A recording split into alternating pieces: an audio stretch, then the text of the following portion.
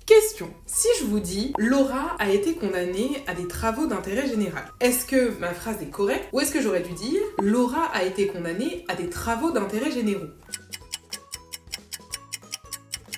La bonne réponse c'est Laura a été condamnée à des travaux d'intérêt général car on ne dit pas travaux d'intérêt généraux. Vraiment, si vous faites ça, il faut cesser. Évidemment, je vous explique pourquoi. Lorsque vous commettez une infraction, vous pouvez être condamné par le juge à différentes peines. Donc ça peut être de la prison, ça peut être une amende, ça peut être aussi des travaux d'intérêt général, les fameux TIG. Et ce travail d'intérêt général va vous obliger à travailler, comme son nom l'indique, gratuitement pendant un certain temps dans l'intérêt général, c'est-à-dire dans l'intérêt collectif, dans l'intérêt de tous, dans l'intérêt de la société. Donc votre travail d'intérêt général, ça pourrait par exemple être de nettoyer les parcs de la ville, ça pourrait être de repeindre des murs qui ont été tagués, ça pourrait être de travailler dans une association. Bref, ça peut être vraiment plein de choses diverses et variées. Mais ce qui ne peut pas être divers et varié, c'est la manière dont ils s'accordent. Quand vous mettez travail d'intérêt général au pluriel, le travail devient des travaux parce que vous avez différentes missions, différentes tâches à effectuer, mais toujours dans l'intérêt général,